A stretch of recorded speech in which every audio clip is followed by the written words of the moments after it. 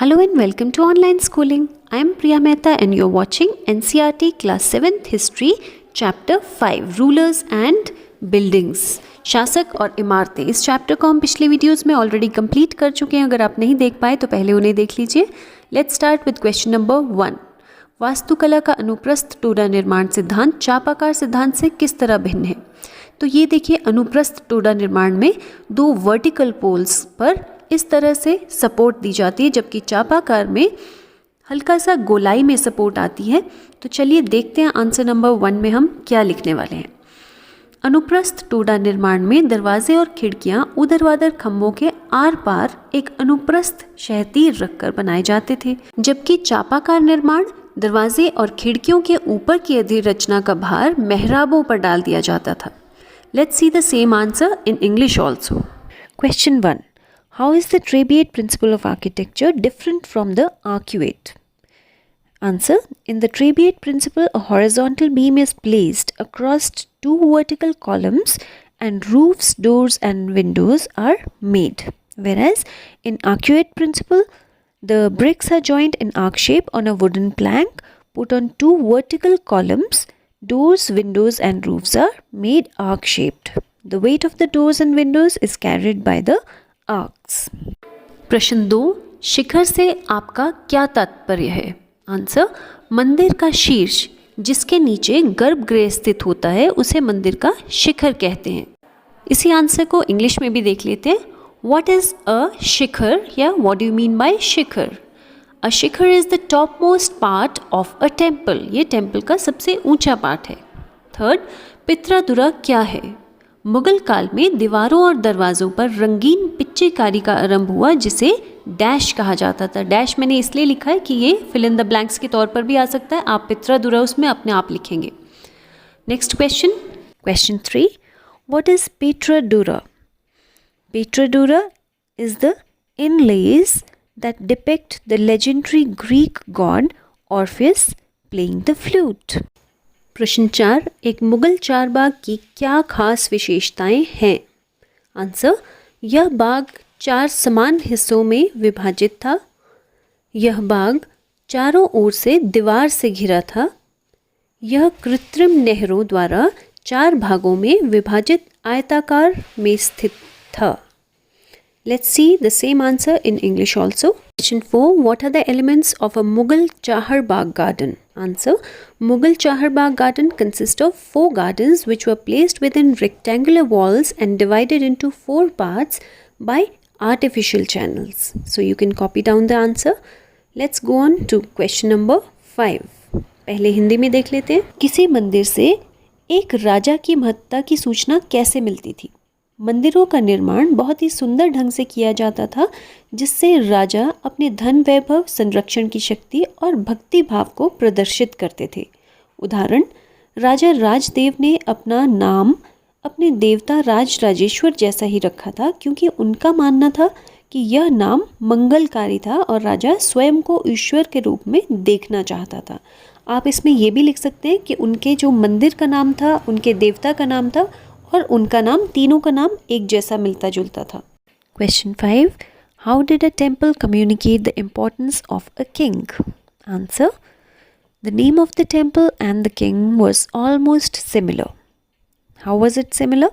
The king's name was Raja Rajdev, the temple was Raj Rajeshwar and the god's name was Raja Rajeshwaram. The main gods were identical in name with the kings.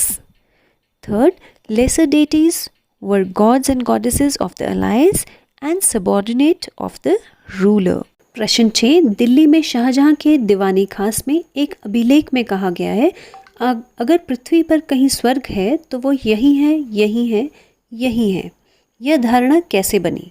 Delhi में शाहजहानाबाद में शाहजहां ने एक नया शहर का निर्माण करवाया जो कि बहुत ही सुंदर तथा तत्कालीन वास्तुकला की श्रेष्ठ तकनीक से बना था और इसकी सुंदरता के कारण ही यह धारणा बनी थी। So you can quickly copy down the answer और इसी आंसर को हम इंग्लिश में भी देख लेते हैं। अगर आपको स्पीड मेरी फास्ट लग रही है तो आप वीडियो को बीच में पॉज करके आंसर को आराम से देख सकते हैं। Question 6। An inscription in Shah Jahan's Diwan-e-Khas in Delhi stated, "If there is paradise on earth, it is here, it is here, it is here." How was this image created? Answer: Shah Jahan's Diwan-e-Khas was designed beautifully and carefully and was placed within a large courtyard. Behind the emperor's throne was a series of Pietra Dura inlays which depicted the legendary god Orpheus playing the flute. The Diwan-e-Khas was aimed to communicate that King's justice would treat everyone equal in front of him. 7. How did the Mughal court suggest that everyone, the rich and the poor, the powerful and the weak, received justice equally from the emperor? Now let's see the answer. The Diwani arm of the Mughal court suggested that justice was made for all in an equal way. The construction of Shah Jahan's audience hall was designed to communicate that the king's justice was equal for all the high and the low. Its aim was to create the world where all could live together in harmony. There was no difference between the rich and the poor in the emperor's court.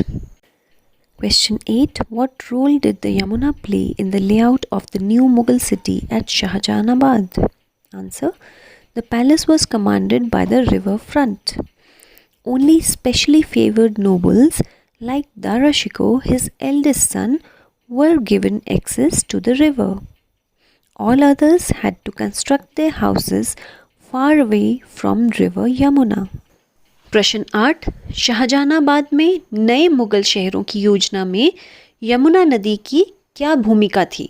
Answer: Shahjahanabad में नया मुगल शहर यमुना नदी के तट पर स्थित था.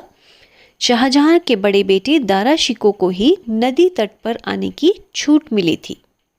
अन्य सभी को अपने घरों का निर्माण नदी से दूर शहर में करवाना पड़ता था. So this was answer number 8. You can quickly see the answer again, and if you want you can copy the answer in your copy also. आप अपनी नोटबुक में चाहें तो इसे उतार सकते हैं. Question 9. The rich and powerful construct large houses today. In what ways were the construction of kings and their courtiers different in the past? Answer: safety and security was the major concern. Diwan-e-Aam was constructed for the general public. The constructions were carried out on uplands and surrounded by the water bodies. प्रश्न 9. आज धनी और शक्तिशाली लोग विशाल घरों का निर्माण करवाते हैं. अतीत में राजाओं तथा उनके दरबारियों के निर्माण किन मायनों में इनसे भिन्न थे? आंसर: आज धनी और शक्तिशाली लोग घरों का निर्माण करवाते हैं जिसमें सब सुख सुविधाएं उपलब्ध हैं या जिनका ध्यान रखा जाता है. पिछले समय में या अतीत में राजा और दरबारियों का निर्माण कुछ इस प्रकार था. फर्स्ट, वे अपने आवास का निर्माण नदी तट पर करते थे. उनके आवास ऊंचे स्थान पर बने होते थे. और थर्ड है, सुरक्षा को विशेष महत्व दिया जाता था. So this was the difference. यही डिफरेंस था दोनों में, यानी आज की कंस्ट्रक्शन में, आज के निर्माण में और पिछले समय के यानी अतीत के राजा और दरबारियों का जो निर्माण था वो इस तरह से भिन्न था. Question 10. Look at figure 4. How could that building be constructed faster today? Answer: such buildings were usually constructed as a matter of pride in the olden days. It was very difficult to construct them without the help of skilled masons and laborers. But today technologies are advanced. We may have facilities, equipments, tools which can construct huge buildings very easily and in less time. इस इमारत पर नज़र डालें. इस प्रश्न में आपको यही इमारत पूछी गई है और कहा गया है कि यह इमारत आज कैसे तेज़ी से बनवाई जा सकती है. अब देखिए, यह जो चित्र है ये आपने पहचान ही लिया होगा. ये चित्र है तंजावुर के राजा राजेश्वर मंदिर का. इस मंदिर का निर्माण करने के लिए पत्थर तराशने की मशीन और पत्थर उठाने के लिए मशीन का प्रयोग किया जा सकता है. और आप जानते हैं कि जिस समय ये मंदिर बना था उस समय कोई भी किसी भी तरह की मशीन्स उपलब्ध नहीं थी और इस मंदिर के शिखर तक जो पत्थर ले जाने के लिए उन्होंने रास्ता बनवाया था। जब मैंने ये वीडियो में चैप्टर आपको पढ़ाया था तब हमने ये सब किस तरह से इस मंदिर का निर्माण हुआ था ये सब हमने उस वीडियो में पढ़ा था। तो चाहे दोबारा से उस वीडियो को एक बार फिर से देख सकते हैं। और इसी के साथ आपके चैप्टर के क्वेश्चन आंसर्स ख़त्म हुए। कुछ ना समझ में आया हो तो आप कमेंट बॉक्स में लिखकर पूछ सकते हैं। तो चलिए फिर से जल्दी ही मिलते हैं एक नई वीडियो के साथ, एक नए टॉपिक के साथ। और देखना बिल्कुल मत भूलिए। And thank you so much for subscribing.